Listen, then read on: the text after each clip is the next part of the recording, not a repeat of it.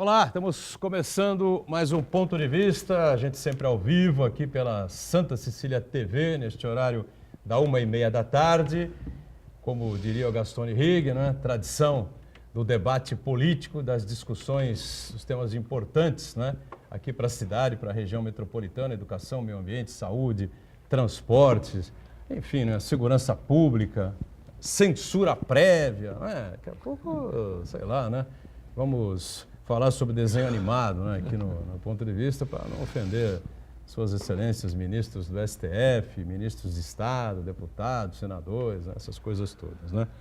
E, claro, sempre o debate, a discussão aprofundada sobre os temas de interesse nacional também, que são muitos, né?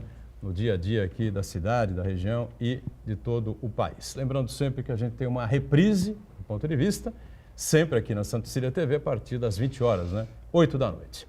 Não dá para a gente começar o programa, já falei do Gastone, né? Sem a gente prestar a devida homenagem, falando um pouco da vida do Gastone Higg, né? Quem foi o político Gastone Higg, estivador aqui em Santos, no começo da vida, né? Depois fez a faculdade de Direito, formou-se advogado, filiou-se ao PTB, e aí começa toda a história de um político extremamente inteligente, um homem culto, né? Corajoso e que teve uma influência muito grande no Congresso Nacional, esses anos todos aí em que ele esteve lá por 4 mandatos, tá certo?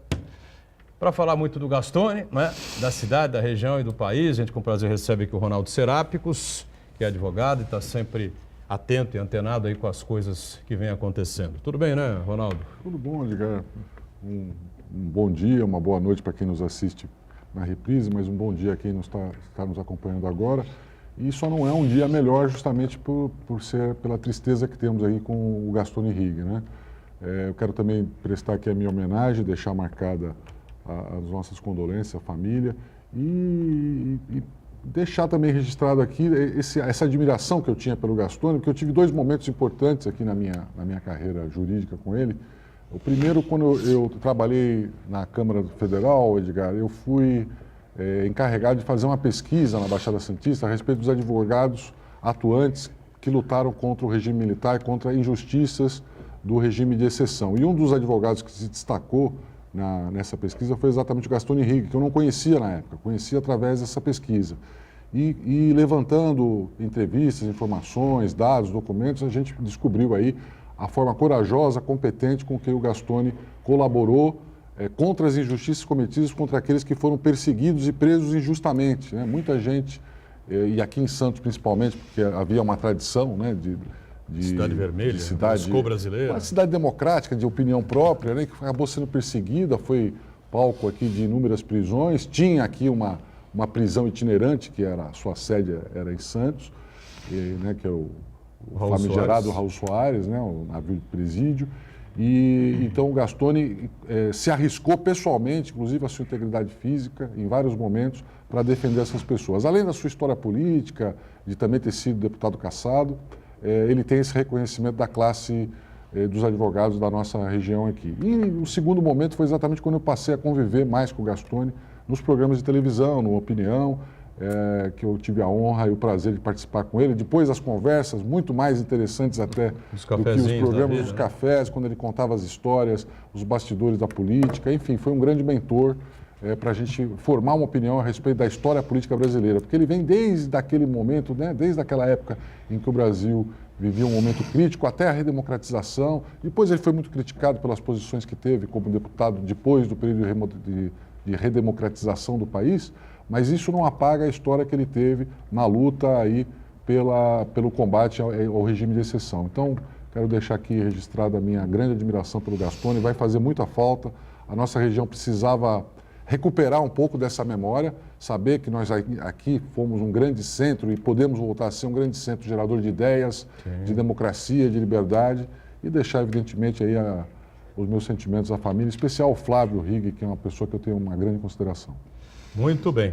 Conosco também o Fernando Chagas, cientista político, não é, que participa e colabora com a gente nesta edição aqui do Ponto de Vista. Tudo certo aí? Tudo certo. Olá, amigos. Um abraço a todos, em especial aos telespectadores, né?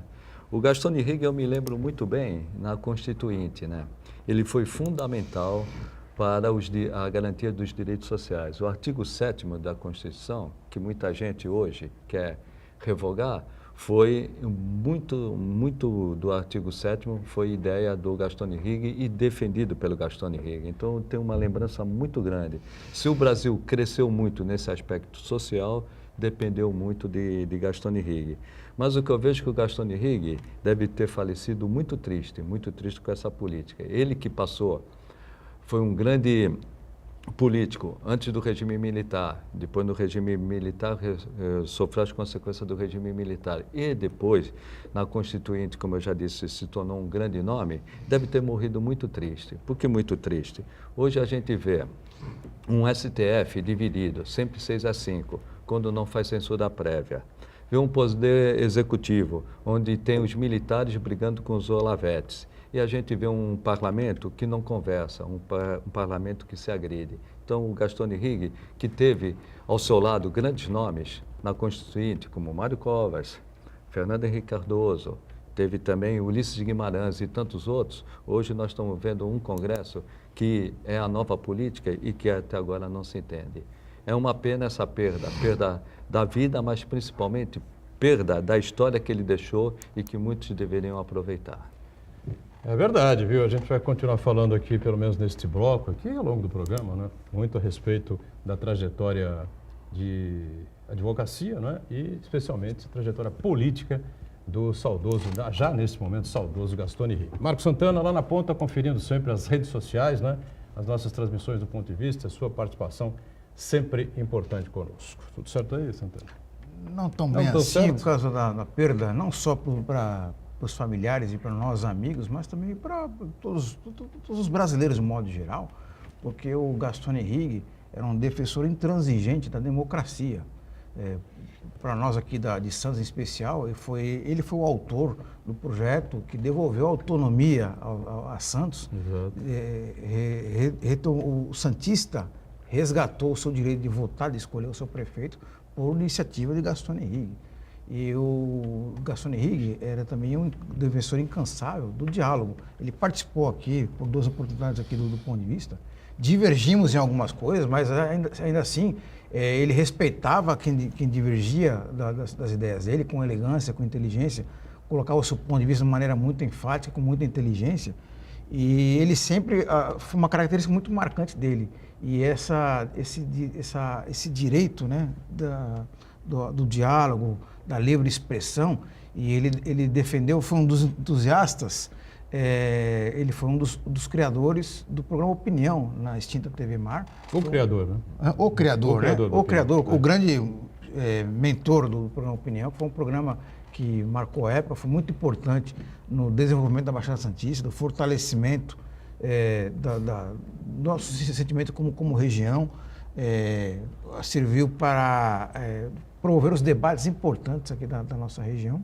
Então, a perda do Gastone Righi é muito grande para todos nós. E que a sua história sirva de inspiração para todos nós que desejamos uma democracia forte e plena. O que me preocupa muito nisso tudo, ele deixou uma história, um legado, e quando eu olho esse Congresso, não tem nenhuma relação com tudo aquilo que ele plantou. Quer dizer, a gente evolui na tecnologia, evolui em vários setores, mas o que eu vejo, quando eu vejo o nome de Gastone Righi e lembro do seu passado e vejo esse Congresso, eu sinto muita falta daquele pessoal, né, que fez a transição do regime militar para a democracia e que eu vejo que muita gente não está sabendo aproveitar e muita gente que não viu que foi o regime militar tem saudade do regime militar. Eu tive a oportunidade, né, a honra, talvez, não sei, de ser o último jornalista a conversar com Gastone Righi sobre qualquer coisa, sobre política especialmente, né? Nós estávamos juntos na posse da nova diretoria da Associação dos Empresários da Construção Civil, a Secob, na última terça-feira à noite no Tênis Clube, e apresentei lá o evento e tal, e de repente eu circulando ali pelo salão, após a cerimônia, vejo o Gastone ali sentado com a sua filha, eu acompanhando. Eu falei, não é possível, né? Gastone está por aí, sei lá, oi, tudo bem e tal, aquela conversa de sempre. E começamos a discutir política, até comentei com o Chagas, eu acho, né?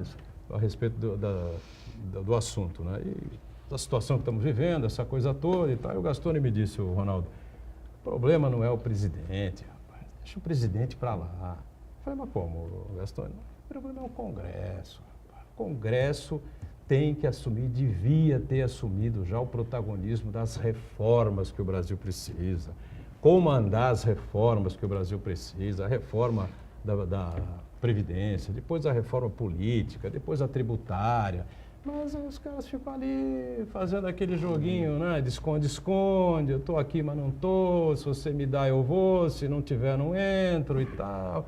E fica aquela coisa como sempre, né? Como a gente sempre viu, e há muitos anos isso tudo também vem atrapalhando a sequência, né? O avanço das políticas públicas no Brasil, né? Eu pensando bem depois, falei, acho que ele tinha razão, né? Sim, sim. Há muito tempo que o Congresso abandonou, né, de livre e espontânea vontade, o protagonismo do processo legislativo. Eles não têm mais iniciativa na criação de leis que incentive o desenvolvimento do Brasil em vários aspectos econômicos, sociais, etc.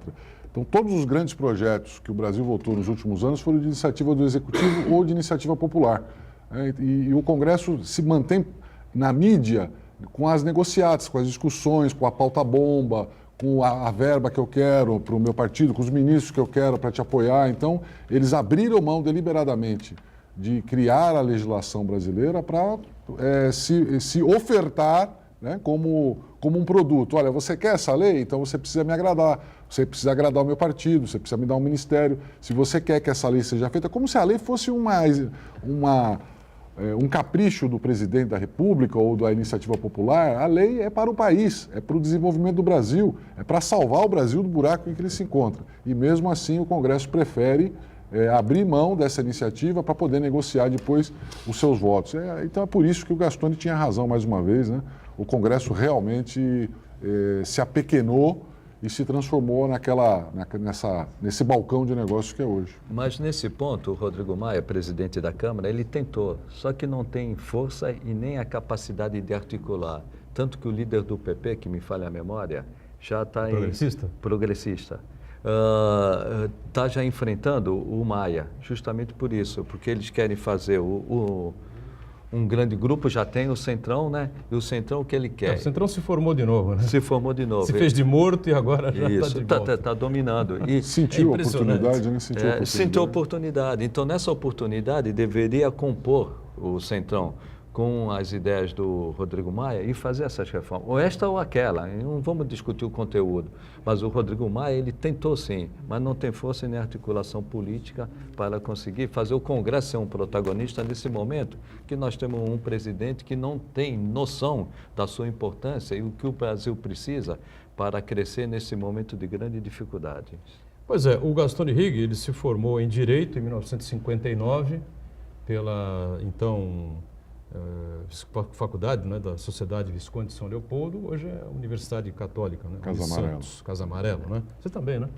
Mas também, já não era mais a Casa Amarela, mas era da mesma... E como o Ronaldo lembrou aqui, notabilizou-se por defender presos políticos, especialmente, como a gente já comentou aqui, aqueles que eram levados aqui da cidade para o navio Raul Soares, né? O Gastone contou isso aqui também, né? Em outros programas que estivemos juntos, o programa antigo aqui da casa, que ele participou muitas vezes, depois Opinião, né, que eu apresentei durante um bom tempo e ele participava também.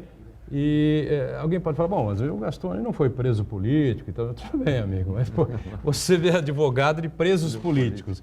E lá para dentro, correu risco. Lá para dentro do Raul Soares, quem te garante que você vai sair do Raul Soares? Ninguém te garante. Ué, um período de exceção, né? Sim. A Constituição estava rasgada, a lei não valia nada, o Congresso foi dissolvido, tal do AI-5, essa coisa toda, né? Teve advogado... AI-2, AI-3, sabe, tinha que ter o saco roxo, não é? Teve advogado que desapareceu, disse, né? Edgar, nessa época, teve advogado que desapareceu. Essa pesquisa que eu mencionei, ela é a primeira surpresa, porque eu não vivi os anos de chumbo, né? Eu era muito jovem, não tinha experiência política nenhuma. E, para mim, o Gastone era uma figura que era repudiada pela esquerda naquele momento, né? Porque apoiou o Jânio, apoiou o Collor. Então, eu imaginava como um deputado de direita. E aí, quando eu fui descobrir essa história, os documentos demonstram que ele se arriscou realmente, fisicamente. Podia ter entrado numa dessa e não saído mais.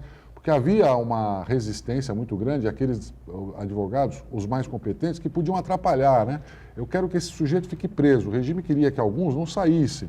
E um advogado bom e competente era um entrave. Então, de repente, ele podia até não ser preso político, né? Mas corria risco de sofrer as mesmas consequências. E o Gastone, então, criou aí um nome muito forte, né? Envolveu-se nessa questão política e elegeu-se deputado federal em 1966. O golpe foi em 64, né? Isso. Então, em 1966, já havia o bipartidarismo, era a Arena e o MDB, e o Gastone elegeu-se deputado federal pelo MDB. E a reportagem da Tribuna conta muito bem aqui, né? Essa questão de contestar o regime, né? Defender presos políticos, fez do Gastone, né? Uma figura meio que, como disse o Ronaldo, meio que temida ali pelo regime, né? Foi alvo do regime, como conta aqui a matéria, né? E aí, em 30 de dezembro de 1968, ele acabou sendo cassado, né? O mandato foi cassado e os seus direitos políticos foram suspensos por 10 anos, né? O mesmo ano que foi cassado o Mário Covas, né? Deputado federal, e o ano também que foi cassado o Márcio Moreira, não é, do Rio de Janeiro, né? Que fez um discurso avassalador contra o regime militar e essa coisa toda, né? E o Covas peitou, né, que o Congresso jamais entregaria a cabeça desse deputado em favor de baixar a cabeça para o regime militar, né? Que nunca, mesmo é curioso, né? Tinha tanque de guerra parado em frente ao Congresso Nacional, na Praça dos Três Poderes, né? Com como é que chama lá? A torre virada para o Congresso, tá certo? E tanto o Márcio Moreira do Rio de Janeiro quanto o Covas foram na tribuna e fizeram esses discursos, né? Fortes, né? Foram os dois presos. O Gastone... Intimidação, né? Intimidação. Colocar o canhão voltar apontado para o Congresso. Muita gente fala, mas não tem bala, não o tem cara bala. tá lá e tal, na apontado. tribuna do Congresso. Meu amigo, do lado de fora tinha um tanque, né? Apontado em direção do Congresso Nacional. Quer dizer, era uma intimidação, como diz o Ronaldo aqui, das mais absurdas e covardes, né? Como é que você vai enfrentar um aparelho de guerra, né? Desse tamanho, né? Depois, então, o Gastone acabou morando em São Paulo durante um bom tempo e foi professor na Faculdade de Direito, só na Faculdade de Direito do Largo de São Francisco, na Universidade de São Paulo, né? O Gastone era uma figura extraordinária, tinha um conhecimento político impressionante, né? Tinha um raciocínio rápido, astuto, como disse o Santana, lembrou bem, né? Era um homem que gostava do diálogo, gostava da conversa, do convencimento. Se fosse convencido, aceitaria, né? Claro, a tese, mas na maioria das vezes acho que ele convencia, né? Exatamente. Não é? Ele tinha uma boa retórica. Uma retórica extraordinária, um discurso, um grande tribuno, né? Falava muito bem e tal, uma cultura geral impressionante, né? E um homem extremamente inteligente, né? Que é o que eu defendo aqui, né? Você assume um governo do Estado, a Prefeitura, o Presidente da República, para buscar as cabeças mais importantes daqueles determinados setores, entendeu? Se você, não são todos os setores, ou todas as cabeças que são a extrema esquerda na área da educação, nem a esquerda na área da saúde, nem no planejamento. Você tem gente de centro, mas cabeças diferenciadas, gente importante que vai poder oferecer um projeto para o país, né, Chagas? Com certeza, né? Você pode ver, mesmo na educação, nós temos o Mozart, que não é de esquerda. Uma pessoa pode ser chamada de centro e que tem um bom conhecimento de educação e trabalha para a educação. Você não precisa ser, para conhecer saúde e educação, ser de esquerda ou de extrema esquerda, né? E o Gastone Higg, o que sempre me impressionava era o seu conhecimento jurídico. Eu chego a dizer que o Gastone Higg era um jurista. Eu gostaria de conversar com ele o que ele acha, principalmente nesse momento em que o STF, no meu modo de entender, faz uma censura prévia. Quando você tem vários instrumentos para você impedir uma calúnia, uma injúria, uma difamação, você tem os meios jurídicos. Não precisa censurar um site, não precisa censurar uma revista. Gostaria de saber do Gastone Higg, que ele lutou contra isso, né? Tem gente até que diz que hoje não teve o regime militar, né? E nesse ponto, Gastão... Ditadura, não foi ditadura. Regime militar, Regime sim, ditadura. Ditadura não, né? Tem gente O Brasil é sui generis, né? Porque o Brasil teve uma ditadura militar sem um ditador. Os ditadores Eram juntas, alternavam. Né? Né? Não, mas tem juntas. Teve alguns países que foram juntas militares que governaram. Né? Aconteceu já algumas vezes. Mas vocês sabem que essas posições do Gastone, rapidinho antes da gente sair para o break, faz a gente rever essa história de direita e esquerda, Chagas. Porque você tem grandes ideias na direita que funcionam, deram certo, tem as suas falhas. E a esquerda tem o lado social, o desenvolvimento pessoal, alguns aspectos na área econômica que funcionam, e tem aquelas áreas que são desastrosas, né? O comunismo que não funcionou, o paternalismo, a estatização. Então, não dá mais para você ser hoje de direita ou esquerda. Você tem que pegar o que funciona, saber que as ideias elas têm que ter fluência e para poder misturar. Essa coisa de compartimentalizar, falar assim, olha, isso eu não posso fazer porque é coisa de esquerda, isso eu não aceito porque é coisa de direita, ou acaba, ou nós vamos quebrar, porque não tem como você fazer tudo certo com um único rótulo. Mas isso já acabou, né? No mundo civilizado, no mundo mais avançado. Mas no Brasil voltou. Isso né? já acabou. Força total. Infelizmente, no Brasil, nós por estamos conveniência, eu não sei porquê, não exatamente, voltou essa história. Nós estamos Porque você voltando. vê, chamar um deputado que nem o Gastone de direita, De direita. sendo que ele foi caçado, Os direitos sociais na Constituição. lutou contra a ditadura, então é complicado. O Gastone nunca foi um deputado de direita. Não. Nunca foi. Mesmo fazendo havia uma história aí um pouco complicada, né? Envolvendo o PT. Né? Na verdade, qual era o partido? Qual era o partido que tinha a bandeira representativa dos trabalhadores? Era o PTB. Naquela época era o Era o PTB. PTB, Partido Trabalhista Brasileiro. Naquele determinado momento, 1977, 78, né? Surge o Partido dos Trabalhadores. Né? E o pior, né, para o PTB, que surgir o Partido dos Trabalhadores, foi que surge o Partido dos Trabalhadores com o Lula, né, no comando do Partido dos Trabalhadores. Né? O sindicalismo, ali em São Bernardo. Era um sujeito que tinha uma capacidade de comunicação extra, tanto que depois, dali para frente, virou Lula contra o resto. Né? Era todo mundo a fazer estratégias, enfim, para escolher uma figura para derrotar o Lula. O Lula não chegar à presidência. O Lula não pode, aquela coisa toda. E aí, é verdade. E aí o PTB foi perdendo, né, a sua bandeira, foi perdendo aí endireitou, né? o seu discurso, enfim.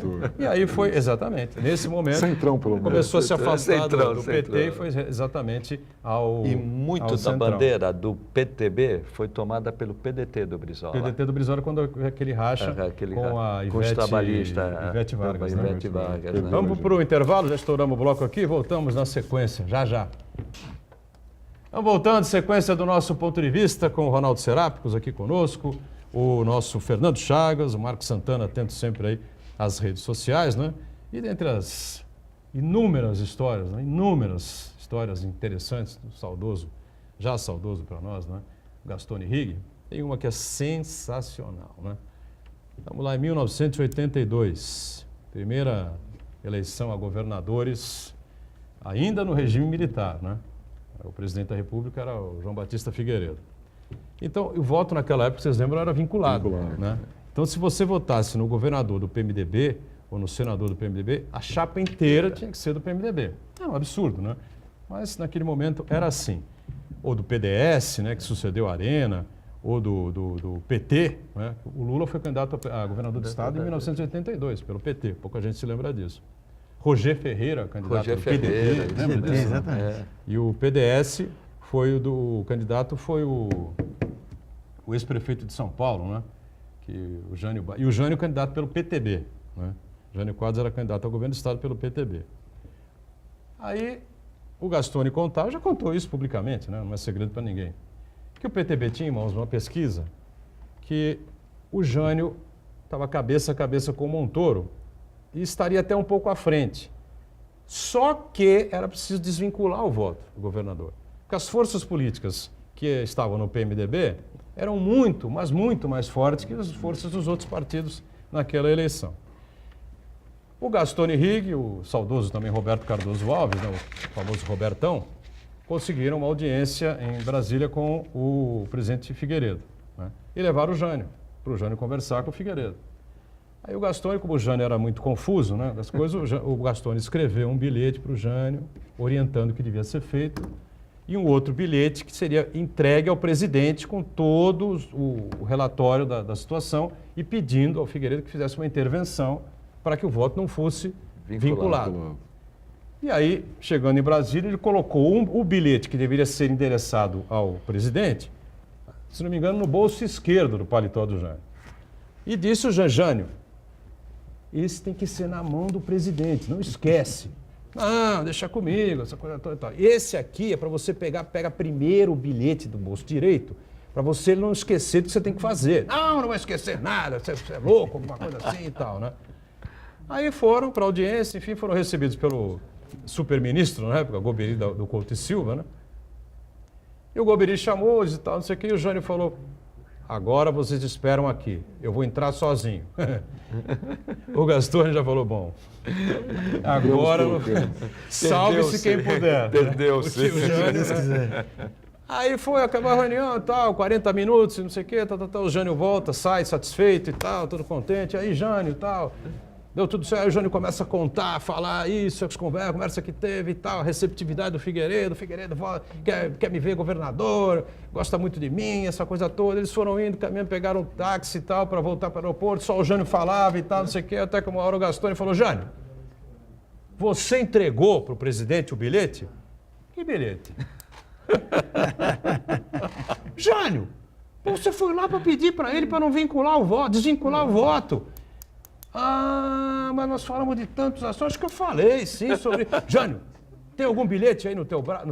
Os dois bilhetes estavam nos bolsos do Jânio Quadros, né? Ele esqueceu completamente de pedir para ser desvinculado o voto, né? Não houve possibilidade nenhuma, o presidente Figueiredo só garantiu um apoio... formal. Formal, talvez até financeiro, essa coisa toda e tal. Mas no que o PTB precisava, o Jânio esqueceu completamente, o voto foi vinculado, Montoro se elegeu governador, né? O Severo Gomes, senador da República, né? Vários outros deputados estaduais, federais, enfim, vereadores, né, do PMDB, a grande maioria do Era o momento do... Barba, bigode e cabelo. Foi praticamente isso, né? O PMDB fez no estado de São Paulo naquele momento, né? E em termos de comunicação, né, o Ronaldo lembrou bem, o Marco Santana também, o Gastone conseguiu uma concessão na emissora de TV aqui, criou a TV Mar, teve duas rádios também, né, a Serra do Mar e a Enseada, né, duas rádios FMs, e depois acabou vendendo, enfim, né, e era afiliado primeiro à Rede Manchete, e depois a Rede Record de televisão, está lá até hoje. Enfim, eu, quando cheguei à Opinião, já era um outro cenário, já era a Record, a proprietária da emissora, embora o pagamento ao Gastone fosse sendo parcelado, né? E ele, então, ainda continuava sendo convidado, participou várias vezes comigo do Opinião, que foi um prazer e uma satisfação para todos nós, né? Só informando as pessoas, por vontade própria, não é, do Gastone Rigg, não há velório, né? E o funeral, a gente não sabe se sepultamento, cremação, enfim, será fechado exclusivamente para a família, né? Cumprindo um desejo do Gastone, todos nós respeitamos, e eu ontem consegui me comunicar com o Flávio Rigg, né? E deixo aqui mais uma vez também o meu abraço, né?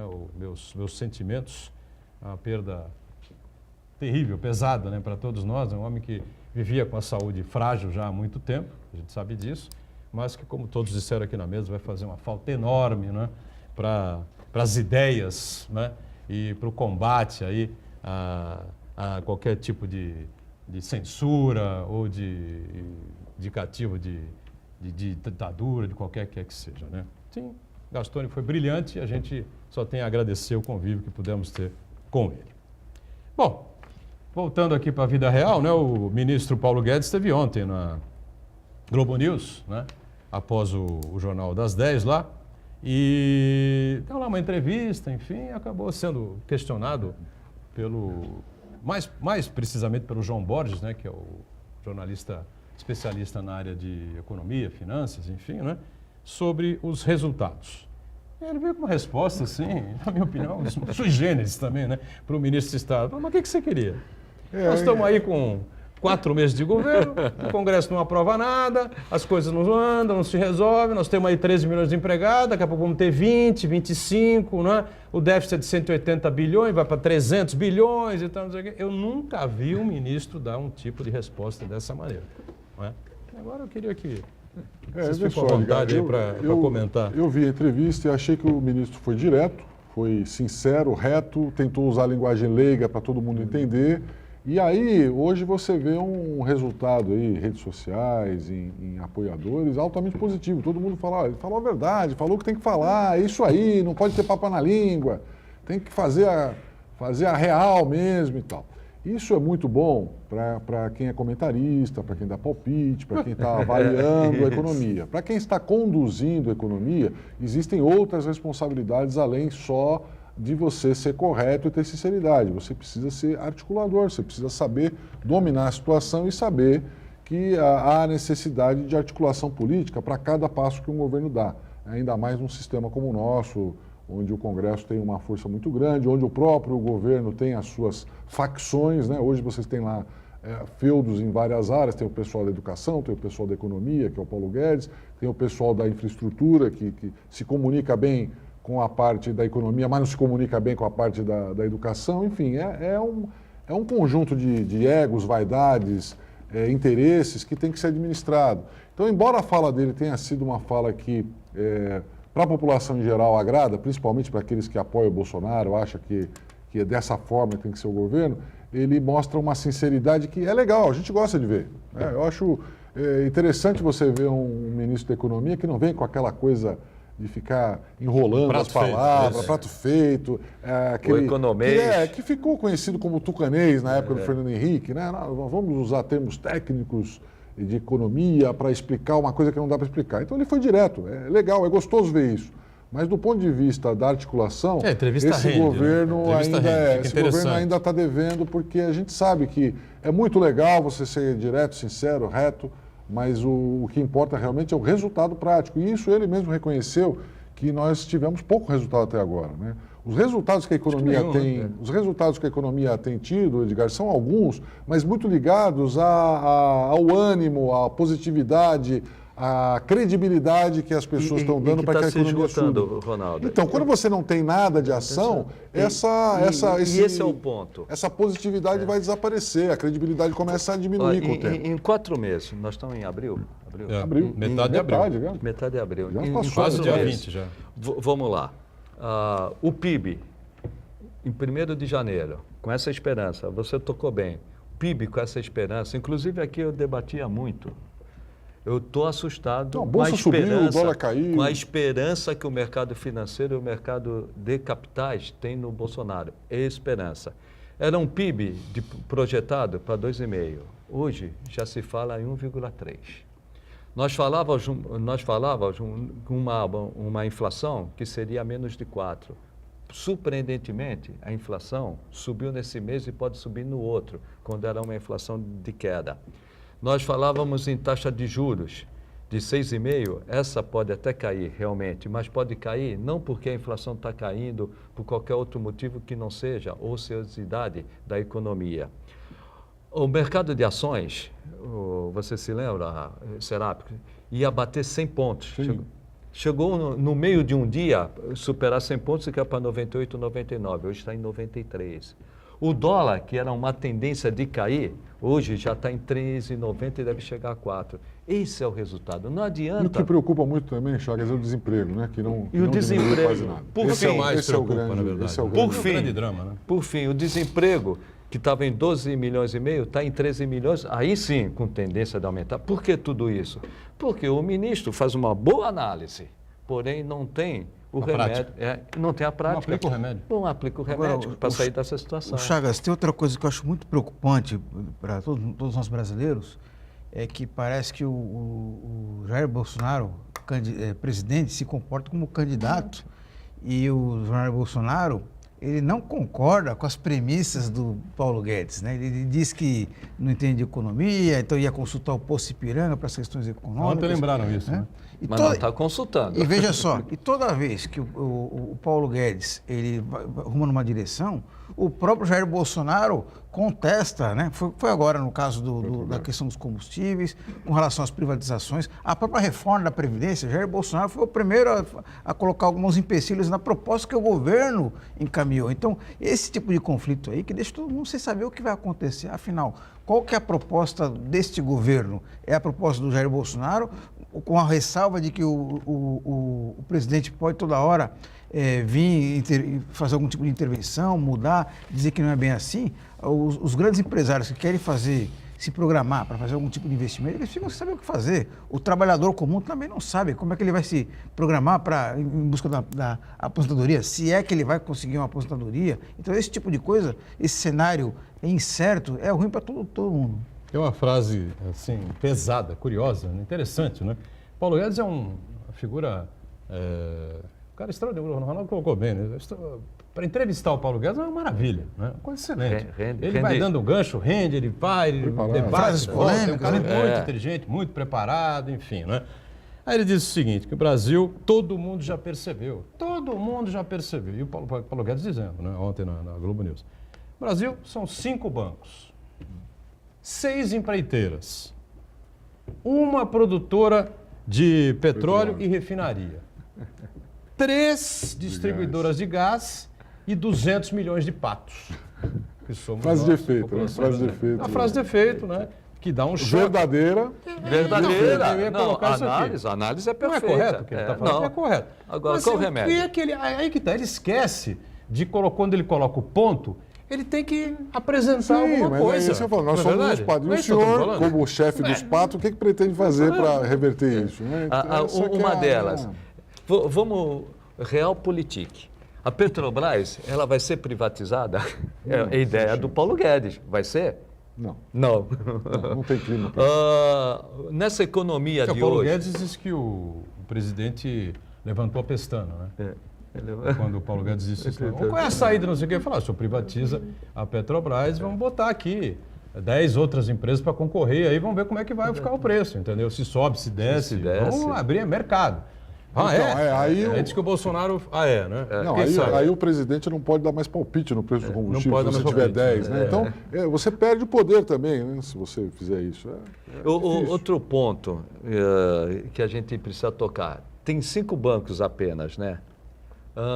Como que nós vamos fazer para que nós tenhamos 10, 15 bancos como tivemos no passado? Com a economia que nós temos. Nós vamos atrair novos bancos internacionais, os que vieram para cá acabaram sendo engolidos pelos bancos nacionais também. Não é fácil você aumentar essa concorrência com esses 5 bancos, porque eles estão muito bem estabelecidos, eles conhecem o mercado financeiro como ninguém. Qualquer banco que venha novo vai ter dificuldade. Tem fintechs hoje. Vou dar um exemplo, tem uma grande agência de aplicação de recursos, pequena, que cresceu muito. No momento que ela cresceu, o que foi? Outro grande banco foi lá e comprou 49%. Um comprou 51% porque o CAD não deixou. Como se resolve isso? Essas questões, não adianta só fazer um panorama da realidade, tem que dar soluções. Mas é isso que se cobra. O Paulo Guedes é um excepcional entrevistado. Excepcional entrevistado. É como eu ouvi o Ciro Gomes falando num depoimento que ele deu nesse encontro que houve nos Estados Unidos, foi em Boston? Esse encontro que houve nos Estados Unidos, lá que os alunos receberam algumas figuras diferenciadas, o vice-presidente foi lá, muito criticado, enfim, né? E o próprio Ciro Gomes falou, quem é que vai atacar um sujeito que é formado, fez mestrado e doutorado na escola de Chicago? Ninguém pode contestar a capacidade, né, e o intelecto de um homem desse. Agora, alguma coisa precisa ser apresentada, amigo. Diga, Santana. Então, o Chagas lembrou muito bem que no Brasil temos 5 bancos que praticamente dominam 90% do mercado do varejo no Brasil, né?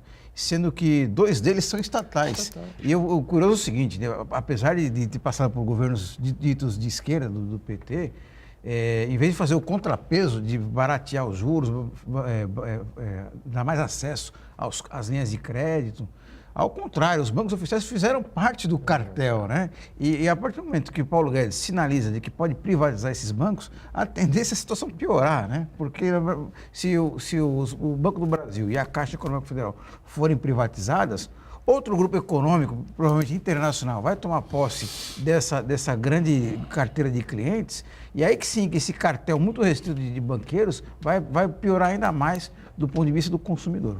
Por isso que precisaria, a gente sabe, nos Estados Unidos tem mais de 4.000 bancos, nós precisaríamos ter aqui uns 200 bancos, pelo menos, né?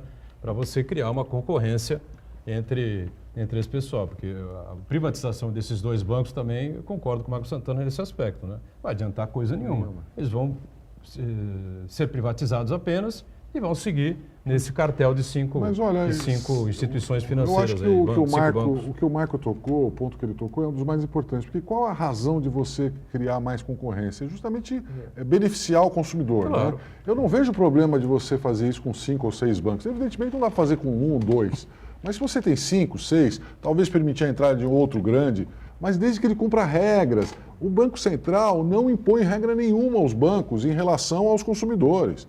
Ele impõe regra lá de depósitos mínimos, reserva, formas de atuação, mas a defesa ao consumidor ainda é muito precária. A Caixa Econômica Federal, uns dias atrás, aqui na nossa região, teve um assalto lá que eles falaram para os caras assim, olha, cada um procure a sua, nós não vamos indenizar ninguém. Se formos indenizar, vamos indenizar por menos. Eles descaradamente prejudicaram os seus clientes porque eles preferem brigar na justiça, que na justiça eles levam vantagem. Então, se o banco do governo faz isso, o que eu posso esperar dos outros bancos? Que o banco que é pago com o meu salário, com o meu dinheiro, né? Se ele age dessa forma, então esses bancos poderiam sim criar aquela concorrência saudável necessária para que nós tivéssemos esse equilíbrio. Se você pegar outros setores importantes, Thiago, geração de energia elétrica, telefonia, distribuição, a gente falou aí do petróleo, mas a distribuição de gás e petróleo ainda tem. Você tem alguns setores que a telefonia é um exemplo claro, telefonia celular. Com poucas empresas, você faz uma concorrência que abaixou muito os preços. Hoje o preço da telefonia celular do Brasil é muito menor do que quando era, por exemplo, a Telesp no estado de São Paulo e a Telebrás no resto do país. Uma linha telefônica era patrimônio, né? Por quê? Porque você tem custo de renda. Porque você tem competição de verdade entre as 5 empresas que estão aí. Então está na hora de ter competição de verdade entre os bancos. Não há competição de verdade entre os bancos, porque o Banco Central não cria regras para isso. Só seguindo rapidamente o teu raciocínio. Quando houve a reforma do sistema financeiro pelo Fernando Henrique, inclusive privatizou praticamente todos os bancos dos estados, sobrou um ou outro, vieram vários bancos internacionais. Desses bancos internacionais, e vieram e viram, no Brasil nós vamos ganhar muito, porque os juros lá são absurdos.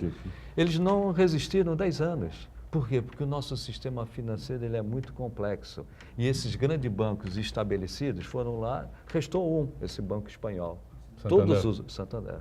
Se você se lembra do Excel e tantos outros. A BN, o Nubank, é isso. Todos nós tivemos aqui o Banco de Boston instalado no Brasil. O Banco de Boston, o Citi. O Citibank instalado no Brasil. Todo mundo encolheu e desapareceu. Foram todos o Banco Holandês. Todos engolidos. O intervalo mais, voltamos em instantes aqui com a nossa sequência do Ponto de Vista, já. Pois é, e nós, neste último bloco aqui do Ponto de Vista dessa edição de quinta-feira, né, pré-sexta-feira santa, pré-Páscoa, né, a gente falou muito sobre a história, né, de vida, a história política, de como advogado Gastone Rigg, e esquecemos do principal, né?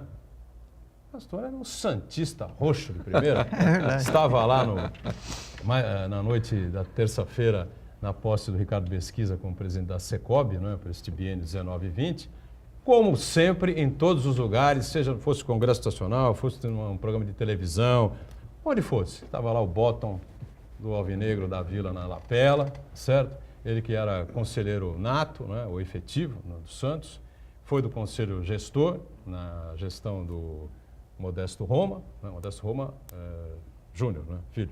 2 Modesto Roma foram presidente do Santos. Agora o último, o Modestinho, né, foi presidente do Santos agora também. Então, podia deixar, evidentemente, o Santos Bandeira deve estar a meu pau, o Santos está em luto também, claro, né? E fica essa lembrança aí para todos nós, né, da paixão e do amor que o Gastone tinha pelo Santos, tá certo? Bom, o presidente do STF, o Dias Toffoli, falou hoje à Rádio Bandeirantes, né? Foi muito contestado, enfim, pelas decisões que andam sendo tomadas, pelo inquérito que foi aberto lá contra as fake news, né, que atacam os membros do STF, e foi extremamente questionado pela história da censura prévia contra a revista Cruzoé, lá do site O Antagonista, né? Abre aspas, diz ele, né? Abre aspas. Liberdade de expressão não deve servir à alimentação do ódio. Aí se você vê a matéria, né? Se você vê a matéria não diz que ele recebeu dinheiro, Não, é o amigo que ele do se amigo do corrompeu. pai. Não tem ódio nenhum. A matéria diz o seguinte, lá, o amigo do meu pai. Né? O amigo do meu pai era o advogado-geral da República, na época. Não, advogado-geral da União. Da União, AGU. AGU. Advogado-geral da União, Dias Toffoli. Hoje, ministro do STF e ocupando a presidência, Ronaldo. Eu li uma matéria esses dias, muito interessante, que ela sustenta o seguinte, que a democracia é o regime do insulto. Você tem o direito ao insulto. Quando você discorda da opinião de uma pessoa, se ela se sente insultada com isso, faz parte do jogo. Eu até admito, né, até entendo que o ministro tenha se julgado, se sentido insultado pela matéria da Cruzoé. Agora, isto é democracia. Né? A matéria não fala nenhuma mentira, tá? Eles, inclusive, estão sustentando isso, têm os documentos, todos os demais órgãos de imprensa replicaram o mesmo assunto. Quer dizer, se a intenção era conter a divulgação, foi um tiro no pé terrível, porque nunca se falou tanto a respeito de um assunto que não tinha, a princípio, tanta relevância.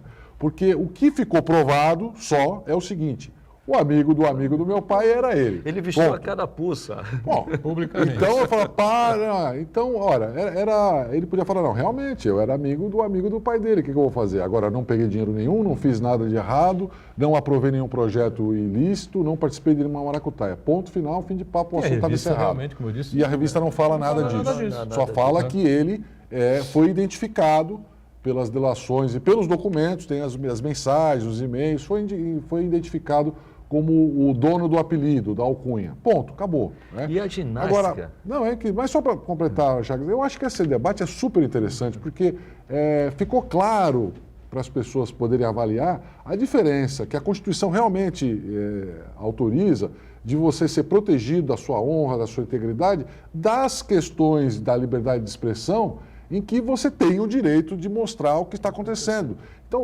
essa história do direito ao insulto, eu tenho o direito de falar alguma coisa que não te agrade. E assumir as responsabilidades. Isso está virando fake news. Tudo que não me agrada, se você falar alguma coisa hoje... É fake news. Ah, o Chagas falou que eu estou gordo, isso é fake news. Agora, Fake Ronaldo, news, que eu estou ficando velho, isso é fake news. Então, tudo que não me agrada é fake news, e fake news pode ser investigado, tem que ser punido, o judiciário vai investigar e dar iniciativa ao processo e ele mesmo julgar. Isso. O STF faz essa Isso ginástica chama-se que ele fez. ditadura. Ditadura é isso, o sujeito decide quem é investigado, julga e ele mesmo aplica Agora, a pena. Ronaldo, Então, é um debate muito bom sobre um assunto que não é tão relevante. O fato dele ter esse apelido não é grande coisa, mas o debate ficou muito interessante. Agora, o mais impressionante é que essa mesma revista eletrônica Cruzoé, meses atrás, divulgou uma outra reportagem tendo como foco o Dias Toffoli, muito mais bombástica, que deveria gerar uma indignação muito maior, dando uma acusação muito clara de que ele receberia R$100 mil de mesada por intermédio da empresa. Inúmeras outras autoridades, o Marco. Então, veja só, atira para todo lado. Era uma coisa muito mais ofensiva, que era uma acusação muito grave ali, dele receber de uma maneira muito escusa, muito suspeita, um dinheiro, afinal, a única fonte de rendimento dele deveria ser o salário como ministro supremo. E a revista dizia claramente que recebia uma mesada mensal, né? Mesada, lógico, mensal, né? De R$100 mil, né? Então, o que fica muito claro aí é essa indignação do Dias Toffoli, que abre um precedente muito perigoso. Quer dizer, se a moda pega todo ministro supremo que ficar indignado com um dado concreto, um fato, né, que abre um inquérito. Não era fake news, abre um inquérito, e aí como o Ronaldo observou, que ele mesmo investiga, ele mesmo julga e ele mesmo condena. Então, quer dizer, a democracia sim está em alto risco. E além dessa ginástica que ele fez, né, o mais preocupante, ele tinha remédios. Foi insultado, foi difamado, foi injuriado. Não foi um advogado. Não, mas não foi nenhum desses. Não, nem que fosse. Se fosse, teria que buscar as vias ordinárias, normais, e não a do cargo. A verdade é a seguinte, o Supremo, o Supremo não, né? Eu sou contra a gente generalizar a instituição. Nós precisamos muito do Supremo instituição. Precisa. É pilar da democracia, é o topo máximo do judiciário que tem se comportado como um órgão democrático, né? Uma instituição que mantém a nossa democracia de pé. Mas alguns membros do Supremo, eles acabam se comportando aí como valentão da escola, né? Eu que resolvo, se mexer comigo eu mando, quer dizer, aproveita a situação para criar. Lewandowski, por exemplo, no avião, né? Não pode, você não pode dar carteirada, isso é uma carteirada de um cidadão que está acima disso. Ele me surpreendeu o cidadão. E tem um ponto, quando o Toffoli, Serápis, foi em setembro, né, que ele assumiu, acho que foi. Ele disse Logo que ia depois pacificar esse conflito que há entre os poderes, dentro e entre os poderes. Ele é o primeiro a botar gasolina na fogueira. Quando ele veste a carapuça, né, para se defender, ele que escolhe, né, não foi sorteio, ele que escolhe o amigo Criou um impasse com a Procuradoria-Geral da República, né, com o Ministério Público. Com o Ministério Público, né? Mas o debate é interessante, Chagas. Eu achei que foi, como o assunto assim é relevante para o ministro, mas para a sociedade, a informação é de que talvez, pode ser que no futuro, conforme as investigações, haja alguma implicação. Então é interessante para a gente poder fazer o debate e para as pessoas entenderem essa diferença, né, entre o que é realmente liberdade de expressão, livre propagação de ideias e o que é realmente a ofensa, a calúnia, a difamação, que realmente são vedadas pela Constituição. Esse equilíbrio é muito delicado, né? Esses dias agora, para ilustrar essa história, saiu o caso nos Estados Unidos em que uma moça, depois de receber uma multa, fez um sinal obsceno para o policial. E o policial aplicou outra multa. Mostrou o dedo do meio para o policial, ele ficou bravo e deu-lhe outra multa. Isso chegou na Suprema Corte Americana e eles chegaram à conclusão que ela tinha o direito de se manifestar, de estar irritada com a multa que tomou. A primeira multa era legítima, legal, tomou mesmo. E aí a opinião dela de que o policial era um bobão, que merecia o gesto obsceno e foi descartada a segunda multa. São coisas, é difícil dizer quem tem razão numa hora dessa, né? Eles estão chegando no limite, mas isso é muito interessante porque fortalece a democracia, né? A liberdade de expressão é você ter tolerância à crítica, tolerância ao insulto, porque você também tem esse direito. E vamos combinar que o que ele disse, liberdade de expressão não deve servir à alimentação do ódio, é algo subjetivo, tá certo? Até porque não tinha nada a ver com o caso concreto, algo né? Subjetivo. Ninguém disseminou ódio de quem? Por divulgar uma informação verídica que estava no processo. Estava no processo. Quem gera essa suspeita contra alguns membros do Supremo, ou o Supremo como um todo, enfim, são essas decisões todas confusas, conflituosas, das 6-5, quase que todo E nesse caso votação, também, nesse caso, o Serap, que é um operador do direito, isso deve ir a plenário. Sim, e ele corre um grande risco de passar o maior papelão da vida dele. E ele é presidente do STF. Com que autoridade ele vai conduzir o STF? Ainda bem que é cargo transitório. Transitório. Há pouco tempo lá. Se ele levar uma chacoalhada em plenário, né? Marco Aurélio... Já tem um problema com a Procuradora-Geral da República que não reconheceu o processo, né? O Marco Aurélio Melo já se manifestou. Celso de Mello, até pela sua postura... não vai se manifestar. E vamos lembrar que existe pedido de impeachment tanto dele e do Alexandre de Moraes. Quer dizer, para complicar ainda mais a situação dele. Agora tem um pedido de impeachment do vice também no Mourão. Né? Também. Esse de impeachment também virou outra palhaçada. Mas nesse caso aí é muito emblemático. Como é que chama o deputado? É o pastor lá, o pastor exatamente. Que foi da Comissão de Direitos Humanos. Exatamente. Eu não me recordo. Fugiu o nome dele também. E ele é do Podemos e o Álvaro Dias já veio a público dizer que isso é uma posição pessoal do deputado, não é do partido. E ainda falou, ele deu entrevista hoje dizendo o seguinte, não, isso é só uma ameaça, não é para valer. Não se sustenta. O cara apresenta um impeachment descaradamente com caráter intimidatório, né? E vai a público e explica, e dá entrevista, dizendo, não, foi só para intimidar mesmo que eu fiz. Está falando muito esse vice aí, está isso não se sustenta. Onde é que está escrito na Constituição, na lei? Enfim, mas o cara tinha que ser punido. O cara que entra com pedido de impeachment... Também concordo. Desvio de finalidade. Desvio de finalidade. Assumida pelo próprio causador lá, né? Pelo próprio cidadão. Agora, Feliciano. Nesse momento, a gente sente saudade do Gastone Higg. Vamos sentir saudade do Gastone a vida inteira, né? Porque o Gastone foi realmente uma figura extraordinária, né? E antes de fechar aqui, só lembrar, olha, os preços dos pescados e dos ovos de Páscoa, meu amigo, se cobrem. Um ovinho de Páscoa desse tamanho, 70 mango, né? Um desse aqui, 100 e não sei o que reais, é de doer, viu? Melhor comprar um chocolatinho assim, de leve, e depois esperar passar a Páscoa, que vai ter ovo adoidado aí no mercado por essa situação que está colocada aqui, tá certo? Bom, então para encerrar, né? Mais uma vez a gente se É o primeiro programa após o falecimento do Gastone, que se deu na noite de ontem, quarta-feira. Mais uma vez fica aqui o nosso abraço à família do Gastone Rigg, as nossas saudades, né? Pena que ele não pôde comparecer aqui em outras oportunidades. E eu ainda disse para ele, eu lembrei isso ontem aqui, né? Eu disse para ele lá na festa da Secob, na terça-feira, no Tênis Clube, Gastone, vou te ligar segunda-feira para você ir no programa, hein? Não, me liga, pode me ligar que eu vou. Infelizmente, não deu tempo, né? Mas que Deus receba, já recebeu a essa hora, né? O Gastone Rigg lá com todos os méritos, ele vai promover lá bons debates com o Covas, com o Marcelo Gato. Já está tentando fazer maioria. Já está fazendo maioria. Obrigado ao nosso Ronaldo Serápicos, sempre importante participação conosco, como o Chagas também, o Marcos Santana sempre conosco. Amanhã é feriadão, você vai acompanhar uma reprise do programa da última segunda-feira, com a presença do Bispo Diocesano de Santos, Dom Tarcísio Caramussa, e a participação também importante do Uriel Vilas Boas. Eu recebi algumas mensagens curiosas, né? Trazer um bispo da Igreja Católica e um comunista, né? Para fazer o programa. Graças a Deus. Fizeram muito bem, né? O programa foi muito interessante. Você amanhã acompanha a reprise. Bom feriado, uma boa Páscoa a todos. A gente volta ao vivo na próxima segunda-feira, sempre aqui na Santa Cecília TV, 1h30 da tarde, com a reprise às 8 da noite. Tchau, gente. Obrigado.